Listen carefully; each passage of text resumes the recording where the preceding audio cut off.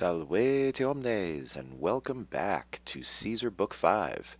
In this video, we're going to be doing chapters 36 and 37, and seeing how the battle between the Gauls and Sabinus and Cotta with their legion turns out. Before we begin, as always, let's go through our color code real fast. Words that you see indicated in red are our subjects. Anything indicated in green is a verb. And words that show up in blue are our direct objects. Likewise, anything in boldface type is the main clause, and anything not in boldface type is somehow subordinate to it.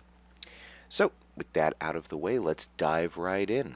We left off with Sabinus and Cotta and the Romans being caught in a really bad spot. The Gauls have attacked on both sides while the troops are marching through a valley, and we've seen a number of notable soldiers, Titus Belventius and Quintus Lucanius, get killed, and just recently, right before we got into this chapter, Cotta himself was wounded in the face by a sling. And so that's where we start off with his rebus per motus. This is now Sabinus, and we see that he has been very upset, right? Per motus. He has been disturbed or upset by these things. And again, the things that we just read about were the death and or wounding of several notable men. Balvantus and Lucanius were centurions of the first rank, and Cotta, of course, is his co-legate. So Titurius, who is understandably upset, cum, right? And then just do a quick check. Aha, conspexisset. That would be a pluperfect, subjunctive. So we know that cum probably means when, and sure enough, that works out as we read it. When he caught sight of Ambiorix at a distance, so, Sabinus and Ambiorix are far apart from each other on the field, and we see here this present active participle. What is Ambiorix doing? He is encouraging his troops, suos being the object of cohortantem. And again, we've seen this before. Cotta was doing this just a little while ago when the battle started. So what does Sabinus do when he catches sight of Ambiorix at a distance? Well, he sends, right, mitit, he sends to him ad eum, right here, ad eum, that would be, eum is ambiorigem. He sends to him his own interpreter, all right, so someone who can speak with him, right? Again, throughout this whole thing, we've gotten the sense that Sabinus himself does not speak any form of the Gallic languages that Ambiorix and maybe some of the others do. So he sent to him his interpreter, Gnaeus Pompeius, not the famous one, rogatum. Now here's a tricky word to put in. You'll notice that it's not indicated as a verb, it's not indicated as an object or anything like that. This verb, this word, rogatum, is a supine, okay? And we remember that a supine is the fourth principal part of verbs rendered as nouns in the fourth declension. And we only usually see supines in two forms. We see them in the accusative form, such as here, and we see them in the ablative form, such as in Virgil, mirabile dictu, and things like that. In this case, all right, this particular use of the supine in the accusative with a verb like mittit, which is a verb of motion because he's sending someone is going to Ambiorix. This supine functions as expressing purpose. So this is the equivalent of ut ille roget, all right, in order that he, Pompeius, ask. So in English, we would just translate this like it were an infinitive, which is common when we encounter purpose clauses in English, in Latin, and we render them into English. So he sends Pompey, his interpreter, to Ambiorix to ask. All right, but obviously this is not an infinitive. There's no essay missing. This is a supine. For the purpose of asking that, and then this would be the indirect, technically command, because ut clauses with verbs of speaking and such frequently come out as indirect commands. That he, this would be Ambiorix, spare him, this would be Sabinus, and his soldiers. And we notice here that these two words, sibi and militibus, are indicated as objects despite the fact that they are plainly dative. That is because of the verb parkat. It wants datives as its object. So Ambiorix has just gotten a message from Sabinus that Sabinus is asking if he would spare his men. It's not clear why Sabinus thinks that Ambiorix will agree, but actually Ambiorix, ille, right here we pick up, appellatus, having been thus addressed, literally just having been called, right? This is from the verb appello, appellare. So Ambiorix was called, or he was addressed. He got the message, right? Having received the message, Ambiorix responded. And this is his response. And we can see that his response takes a couple forms, but the basic form we can see plainly right here is indirect speech, right? We see that down here as well and down here. All right, so we are looking at indirect speech primarily in his response. So what is his response? Well, he says, first of all, si velit se cum colloqui, and the subject here is Sabinus, right? Understood.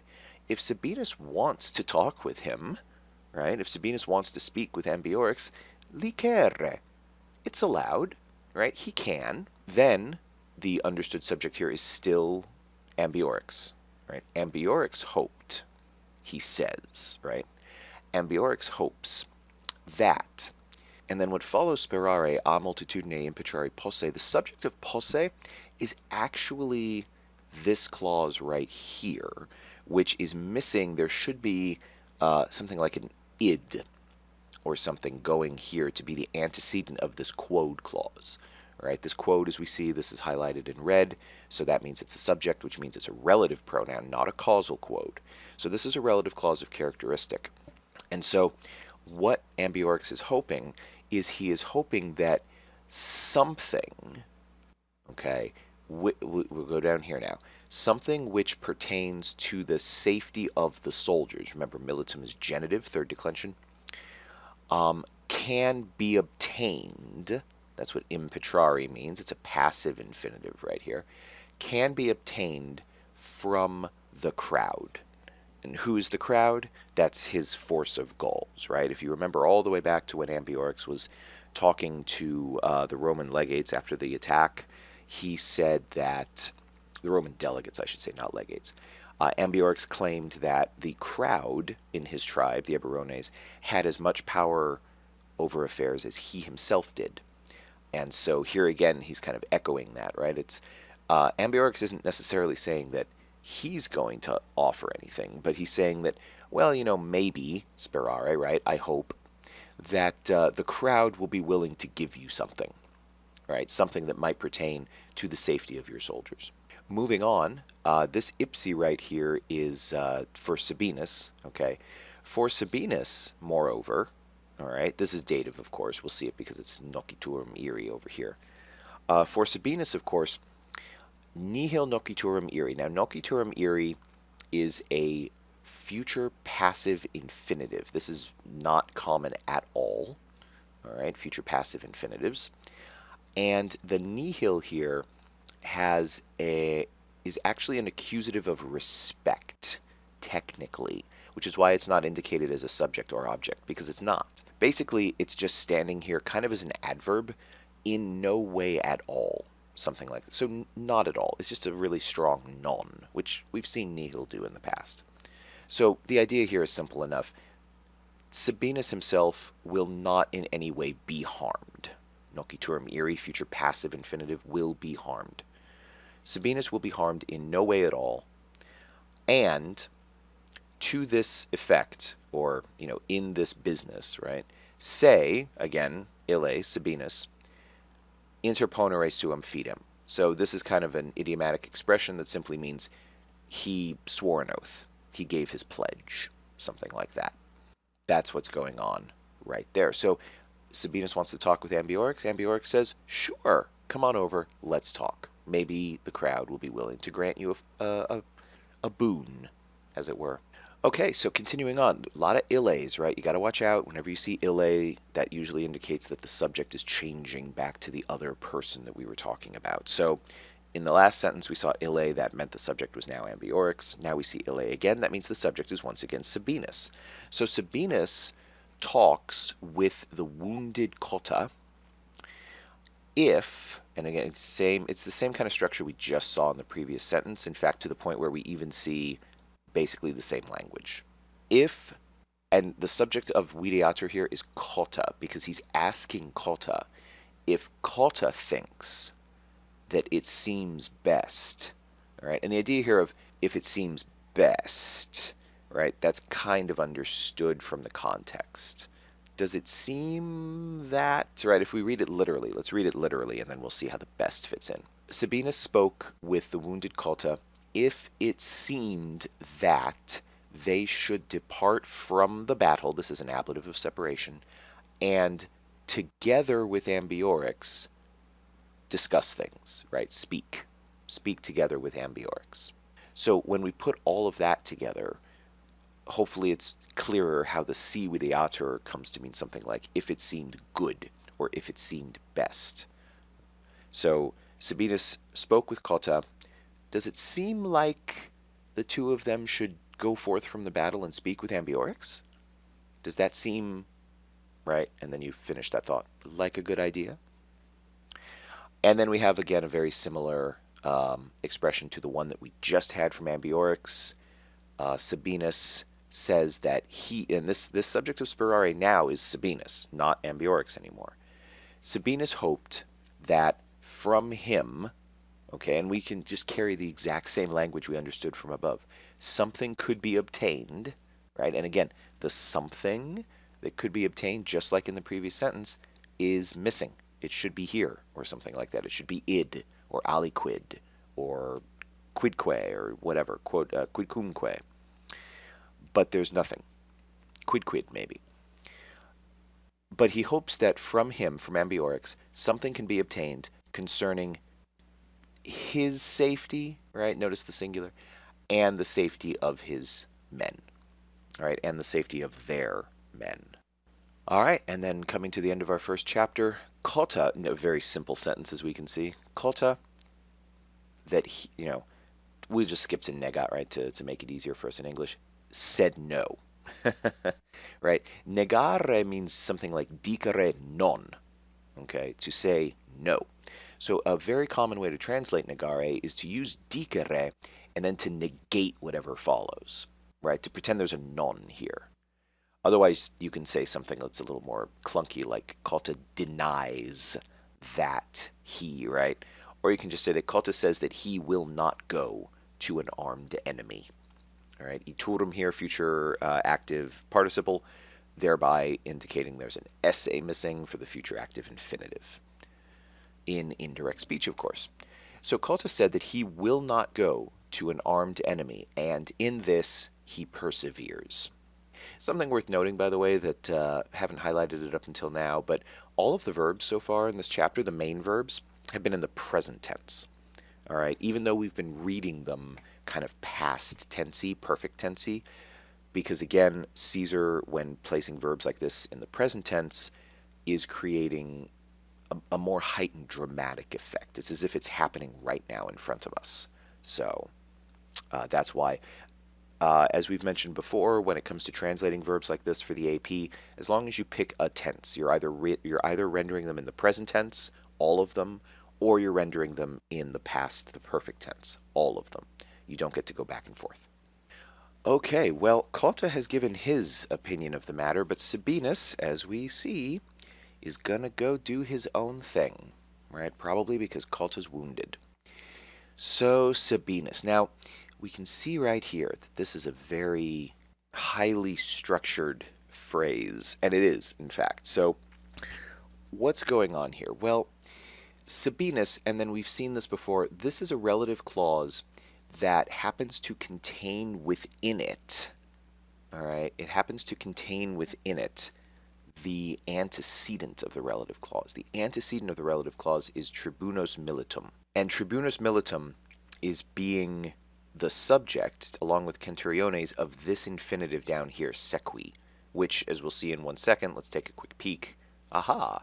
It's going with eubet, right? He orders these people to do this, right? He orders these people to do this. And I'm rendering these as subjects, even though, strictly speaking, they're probably just objects of eubet, because eubeo doesn't really start indirect statement. It just kind of gives us an accusative and an infinitive as an object and an action, but this is a little bit lighter. Otherwise, we're just going to have a whole bunch of blue stuff, and it's not going to be immediately clear who's doing what. The idea here is that, so the way that we read this is that Sabinus orders, right, because the you bet we just saw is down there. Sabinus orders these guys and these guys to follow him, right? Because the se is actually being read as the object of sequi, and then tribunos and centuriones are kind of being read as the subject. They're the ones doing the following, right? So that's why I've indicated them as the subjects of sequi. The thing about tribunos, then, is that in order, this relative clause that has tribunos as its antecedent is describing the tribunos, but it's also kind of surrounding the tribunos, which echoes, we see it right here, circum se, which kind of echoes what Caesar is saying. Sabinus orders the tribunes who are present around him, or whom he has present around him. So Sabinus doesn't bother to gather all of the tribunes, all of the officers, but he grabs whoever is at hand, whoever he has nearby. And so that's what's going on right here, and that's how we read it. So Sabinus orders the tribunes of the soldiers whom he has in his presence around him, and the centurions of the first rank, again, presumably the ones that he has around him nearby. He orders them to follow him.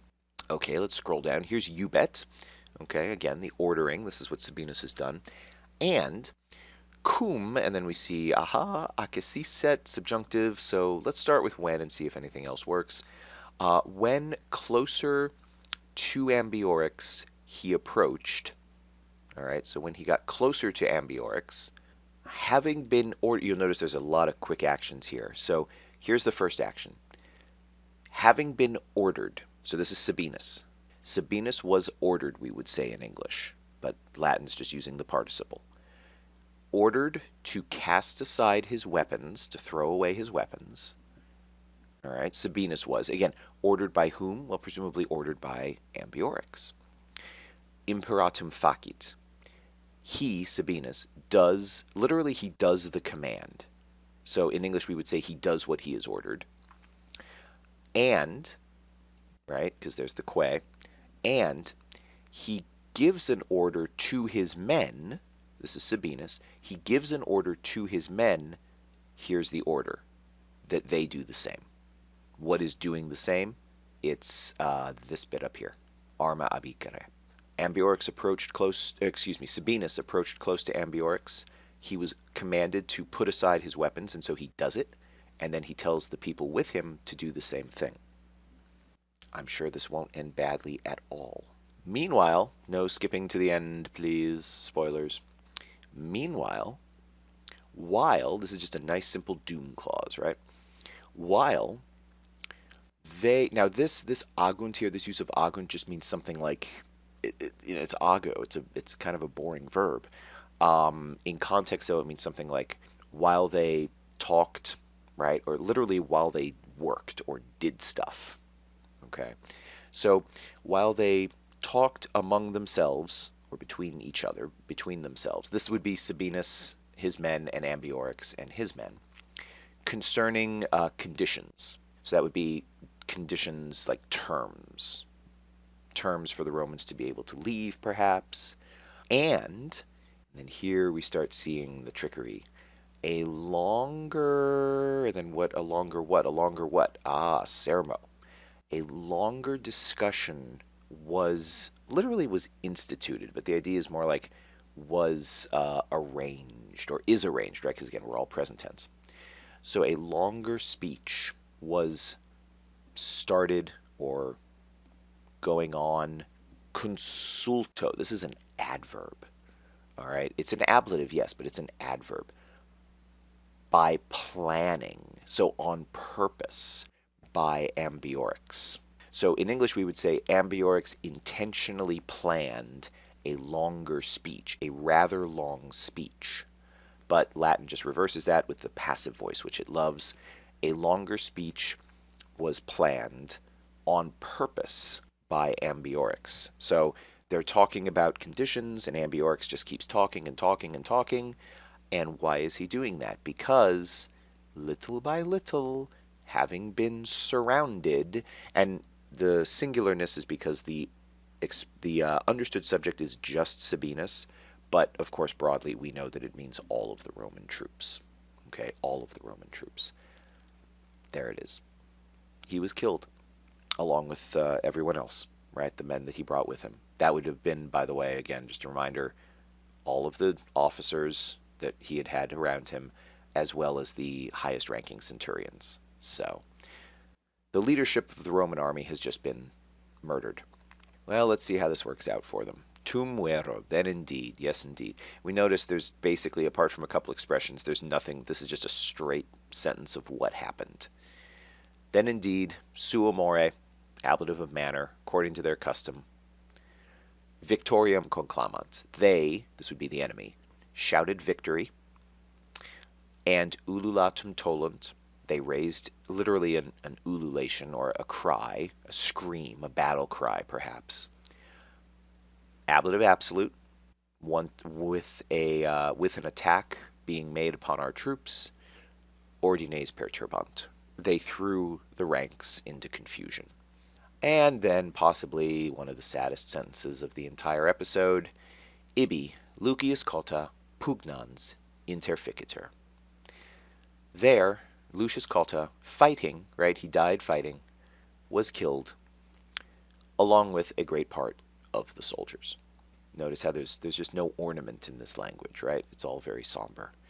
The rest of them, that would be the Romans, literally recovered themselves, so made their way back to the camp. That would be their winter camp. Unde erant egressi. We've seen this phrase before, whence they set forth, or where they left from. Ex quibus, and again, as always with Caesar, it's not quibus, it's actually his, right? Caesar is using qui quod instead of hic hoc. Out of these, this would be the reliqui, the remainder of the Romans. Out of these men, Lucius Petrosidius, the Aquilifer. Hey, it's another Aquilifer. What is it about these guys? These guys must have been awesome because they are in all of the coolest stories, even the sad ones. Lucius Petrosidius, the Aquilifer. Now, this cum, we see that it's got a subjunctive here, primerator, which means that our translation options are wide open.